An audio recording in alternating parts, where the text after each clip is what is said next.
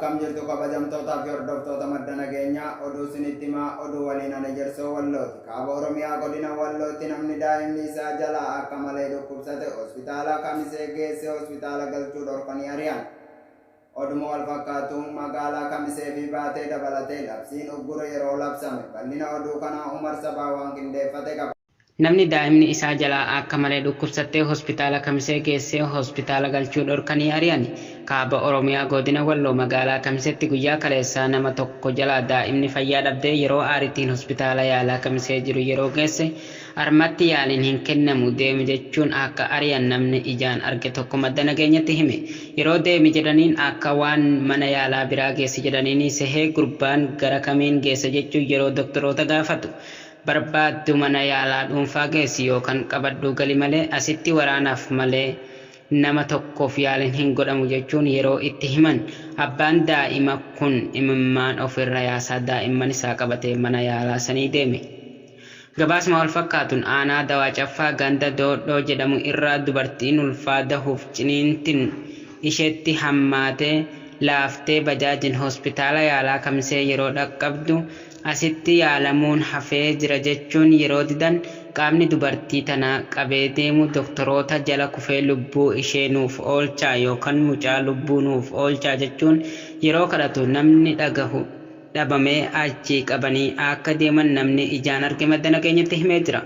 Walloo Kamiseetti loltoonni Amaaraa deddeebi'anii yeroo godina tana weeraraa turan uummanni weerartoota kanaa yeroo ofirraa deebisuuf jedhan miidhaan cimaaf laafan yeroo irra gahu bakka itti yaalaman dhabanii hedduu rakkoof saaxilamaa turuun ni yaadatama. Waa'ee manni yaalaa nuuf haa ijaaramuu hedduu iyyamaa turee jira. Garuu qaamni isaan dhagahu dhabamee har'allee ilmaan Walloo xiqqaa guddaan hanga deessu mana yaalaa gahaa dhabuun rakkataa jiru. Oduma wal fakkaatu magaalaa Baateetti labsiin uggura yeroo labsame. Manni maree nageenya godina Oromoo Walloo aanaa Baatee labsii uggura yeroo sochii konkolaataa deddeebisaa uummataa fi bajaajiiwwan irratti labsuusaa bulchiinsi aanichaa ibse. Labsiin ugguraa yeroo sochii kun guyyaa kaleessaa jechuun onkololeessa 27 bara 2021 galgala keessaa sa'aa 12 irraa eegalee kan hojii irra ooledha. Labsichi sababa lolli humnoota ittisa Tigraay fi finxaaleeyyoota Amaaraa gidduutti adeemsifamaa jiruun gara Wallootti dhihaateef tahuu jiraattonni kan himan yoo ta'u lolichi Walloo bakkeewwan garaagaraa keessatti babal'achaa kan jiruu fi fuulleffannaa waraanichaanis humni ittisa Tigraay injifannoo argachaa jiraachutu himama.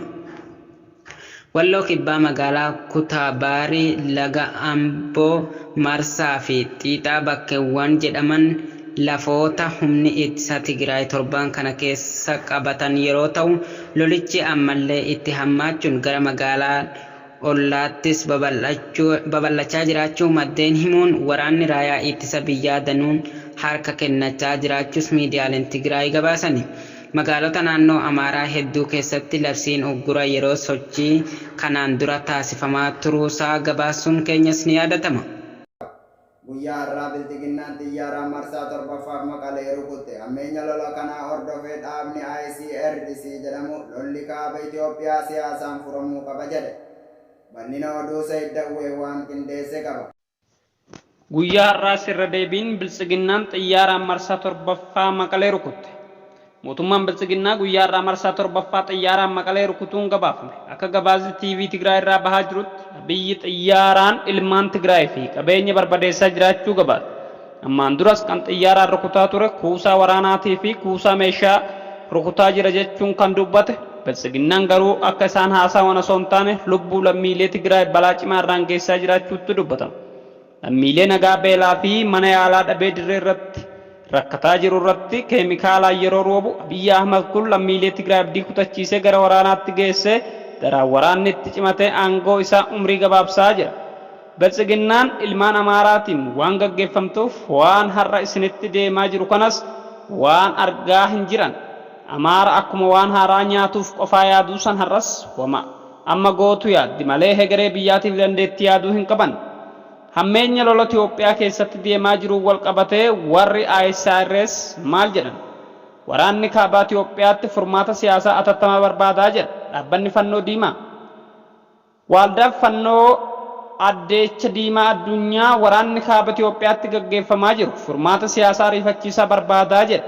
Yeroo ammaa waraanni cimaan kaaba biyyattiitti dhiyeenya magaalaa Daseetti gaggeeffamaa jiraachuun himamuu kanatti daawwannaa guyyoota 3 Itoophiyaatti taasisaniin wayita xumuranitti gaaffiif deebii BBC waliin taasisaniin hoogganaan waaldaa fannoo kanaa addeecha diimaa addunyaa Piiter Moorar waraanicha dhaabuuf furmaanni siyaasaa tattamaa akka taasifamuuf waamicha taasisan.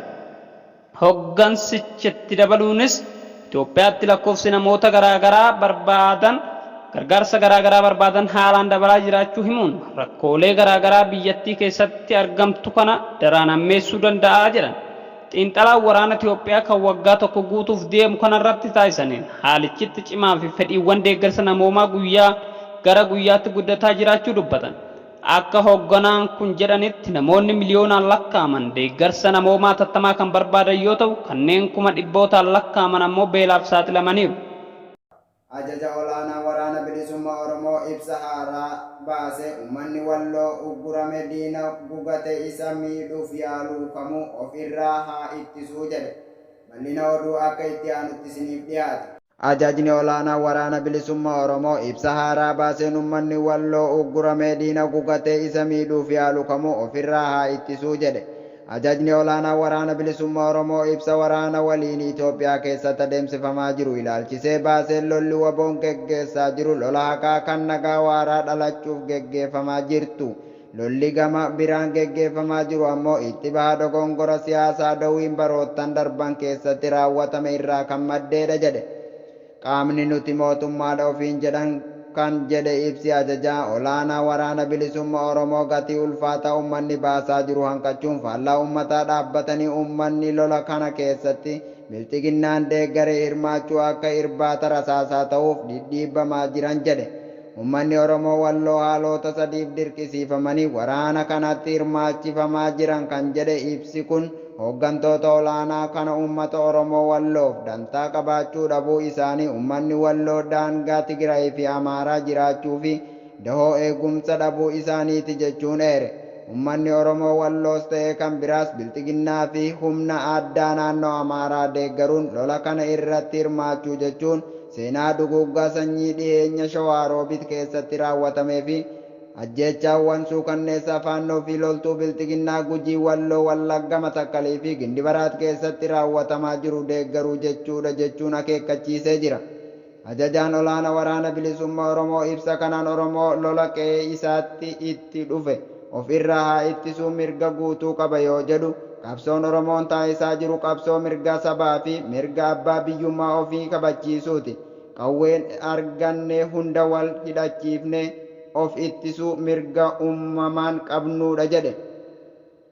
Yakka waraana uummata Oromoo Walloo irratti raawwatamaa jiru mariif itti gaafatamaa mootummaa fi qaamota mootummaa Impaayera Itoophiyaa keessa jirtu utuu uummatni Oromoo uummatoota cunqurfamoo fi hawaasa idil addunyaa hubachiifan jechuun eere jira ibsi ajaja olaanaa waboo kun. Loltoota humna waraana bilxiginnaa keessa jiraniif waamicha kan taasisan ibsi ajajaa olaanaa waboo lolli kun akeekaa fi kaayyoo uummata lola hin qabne waan ta'eef lola aangoo nam tokko jabeessuu fi eenyummaa keessaa dhabamsiisuuf adeemsifamaa jiru dura dhaabbadha.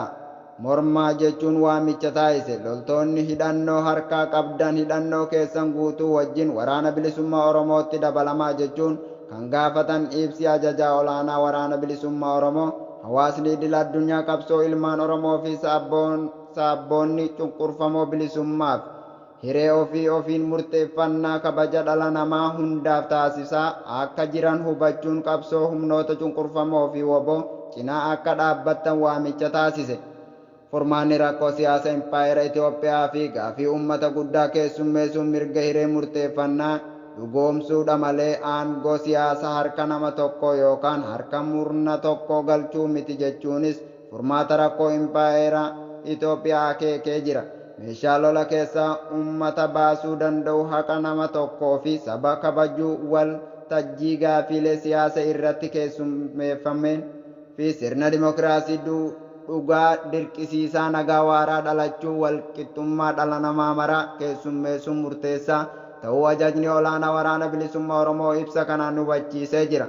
Xumura irratti kan jedhe ibsi ajaja olaanaa waraanni bilisummaa Oromoo haala sirna bulchiinsa haqa uummataa fi hin tolfamne keessatti uummanni balaa irraa of baraaruu ijaaramee socho'uun mirga fi dirqama uummataati jechuun ibsa isaa goolabee jira. Egaa kabajamtoota keenya oduun har'aaf qabannee dhiyaanne kana fakkaata qophiilee madda nageenyaaf waliin turtii gaarii.